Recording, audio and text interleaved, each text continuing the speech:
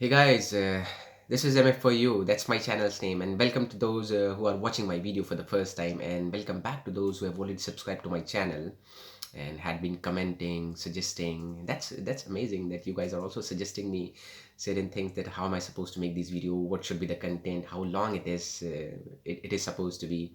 So thank you for that. Thank you for that.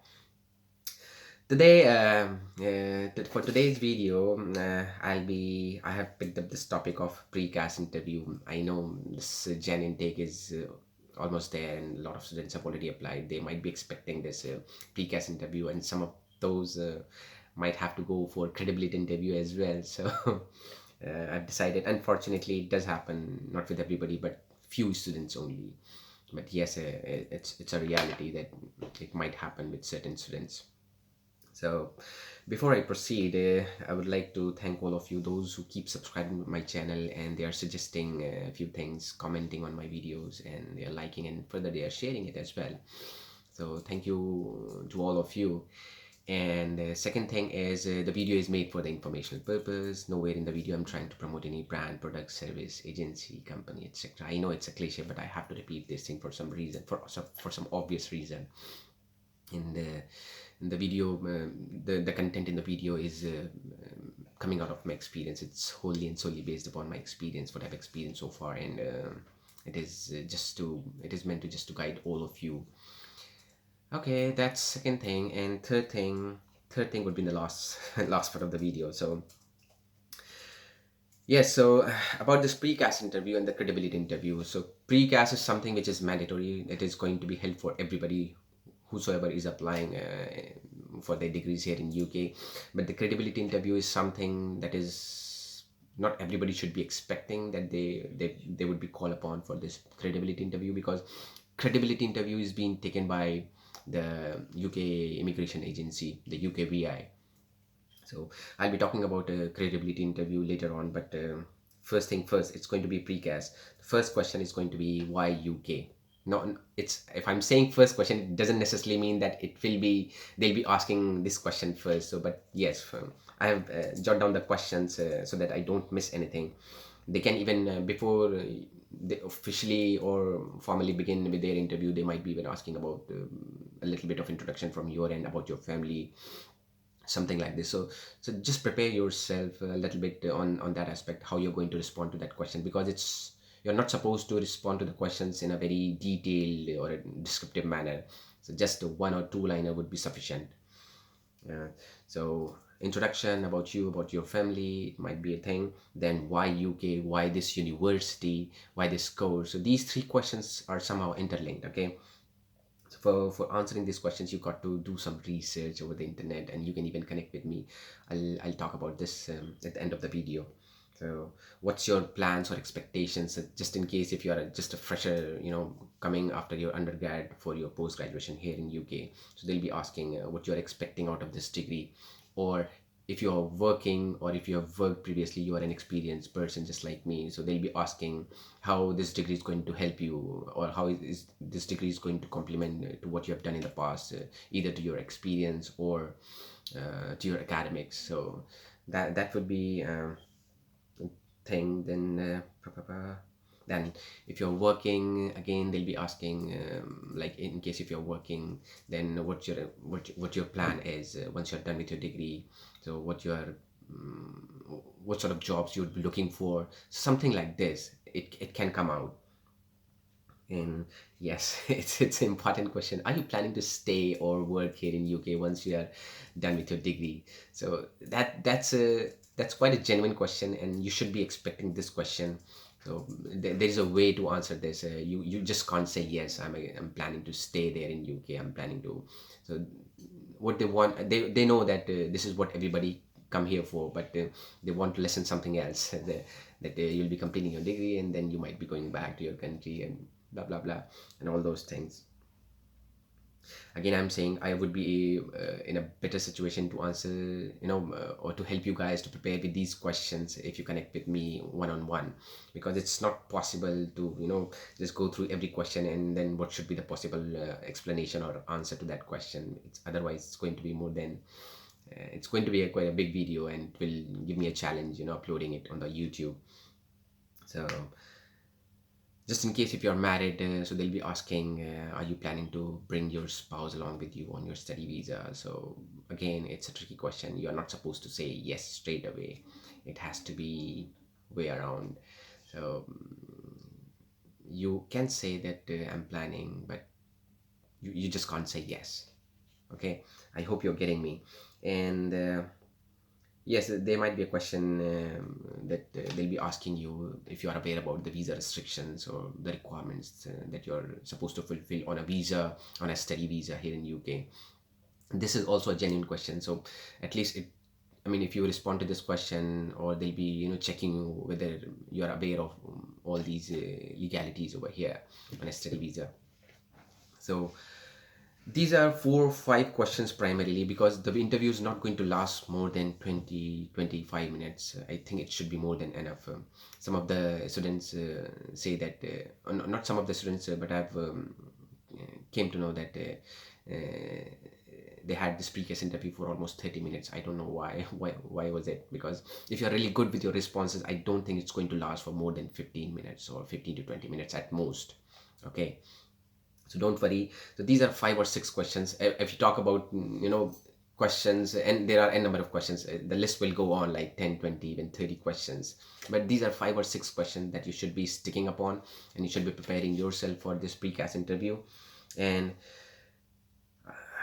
having discussed all those questions, there are certain tips. Again, it's pretty much generic in nature, but I would like to reiterate that you got to be confident while you're responding to their questions. You got to be fluent not just in terms of your communication, but also in terms of the explanations or the answers that you're giving to the pre-CAS team or the visa compliance team from your respective university, wherever you have applied. Okay, so be confident, be fluent, and just don't give them an impression as if you are really stressed out and you are really anxious or worried about the outcome of the interview, about the questions that they are asking. So confident, fluent, and a bit of easiness on your face. You can even afford to smile a little bit, but not throughout the interview, but in a in at certain points you can afford to smile as well. So this it will give you confidence, and it will let them know that you are really comfortable with the interview. So it's a good sign. Okay, then yes, do some research about the country, as I've just mentioned, and not just the country, but the university, the course that you have applied for. And maybe if you are really, if you are comfortable, then you can just go a little further and look for your modules. Not further, but yes, you do look for modules, whatever you'll be going to study as a part of your degree. And in case if it's feasible for you, do look for at least couple of professors, their name and what their expertise in case if they have got their publication, recent projects that they are running. So it's going to be a very good thing as a part of of your interview. So it will definitely give them a sense of assurance and sense of confidence on you, that this guy is really well informed, and he or she is really interested in this particular degree and in our university.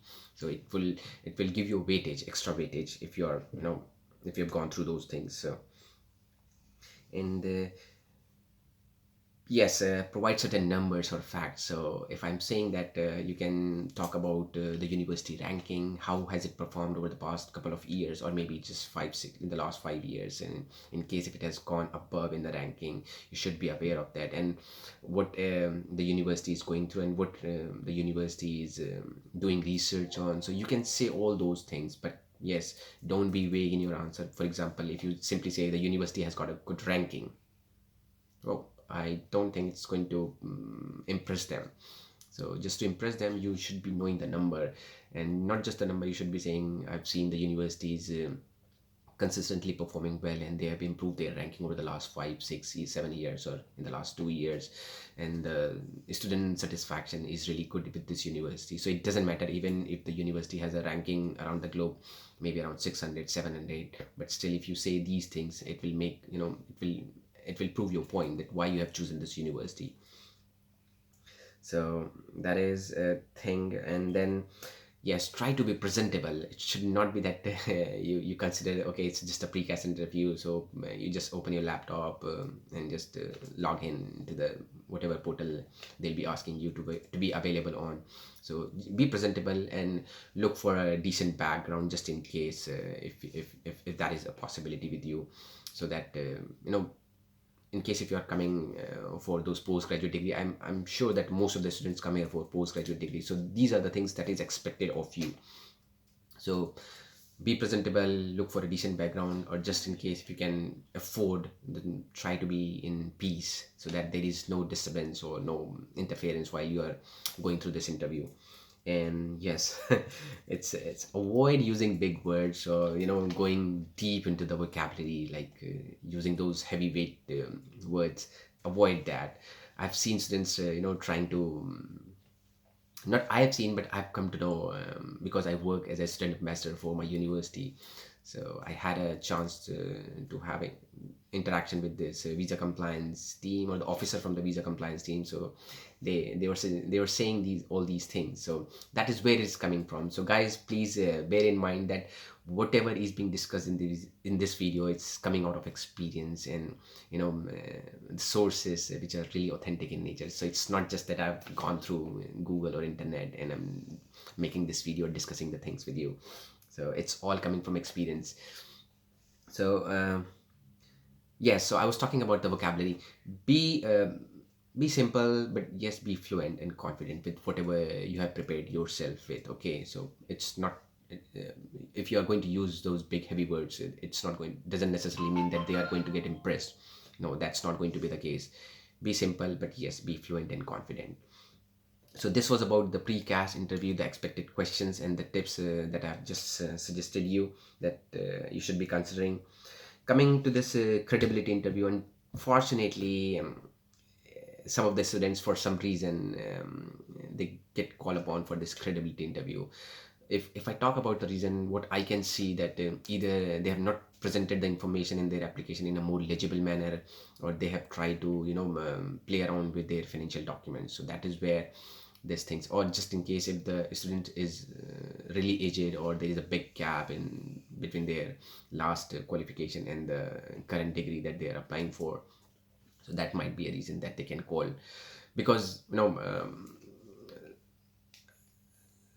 what I feel, I mean, it's my personal say that the immigration officer is not sitting over there to approve your visa. They are sitting over there to reject your visa, because you know for example, if 100 people are applying, or 100 students are applying for a visa, for study visa, are we really expecting that all the 100 students would be getting their visa? No, everybody won't be getting their visa, right? So they are looking for these loopholes in their application, just in case if they really find really mischievous, or something which is causing doubt to them, so they can even reject your application. And just in case if you are lucky, despite presenting application or providing information not in a legible manner, you are still being called upon for this credibility interview. So there is something good and something bad. So even if you have been called upon for this interview, you are lucky that your visa application didn't get rejected. So yes, so talking about the questions during the credibility interview, and so again, it is going to be about your intention, what your intention is, why you're applying to this country, why for this degree, how is it going to help you out in future, what your future plan is, what you were doing, how is it, is it something related to what you have done in the past. So these questions, and again, I'm telling you, do some research about the university, not about the program, about the professors associated with your program. So please do that, be well prepared for that. And when we are talking about this credibility interview, the immigration officer can even ask you upon the financial aspect, that who is sponsoring your education. This question can arise during the pre-CAS interview. As I said, so pre-CAS is going to be an extension. No, so the credibility interview is going to be an extension of what you have already experienced during the pre-CAS interview. So it's not entirely different, but yes, it's going to be a little bit more formal, and you got to be really well prepared with your responses, very crisp, clear, and fluent. Okay, so And yes, when they talk about sponsorship, if you are if you are self-funded student, so there is a different way of answering that. In case if somebody is sponsoring you, there's a different way of answering that. And in case if you have been provided scholarship by either by the university, or if you have taken education loan, so there are different ways of providing answers to all these questions. So, and yes, they can even ask how many universities have you applied so far, and how many university accepted your application, and why you have chosen this university only. So you'll definitely have to correlate everything, like your past, your present, and your present means your degree that you've applied for, and your future plans. So there has to be some sort of connection between these three things. Only then you can justify your case, either to the precast team or to the UKVI team. And again, as I said, why this university? Then yes, do study about some modules that you'll be studying as a part of your degree. So when I talk about modules, it's about like, if you're going to study 6 7 modules, for example, definitely you're not supposed to know each and every module. So at least just pick 1 or 2 modules which are really of interest to you, so that you can let them know, oh, I've chosen this university because it is offering this program, and in this program, why I've chosen this, because they are offering these modules. Out of these modules, I'm really interested in these 1 or 2 modules, so I'll be studying these and that thing, and this is how it is going to help me out in the future, and this is how it complements to what I've done in the past. So that's where it really helps. So 2 important things I would say about the program or the university, and who is going to sponsor you, and about your financials. So these are the 2 really critical and technical things that should that you should be expecting, that they are going to assess you on during the credibility interview. Okay, so that was it. As I said during the middle of the video, it's not possible for me to provide you with the responses to all these questions, but I would be more than happy and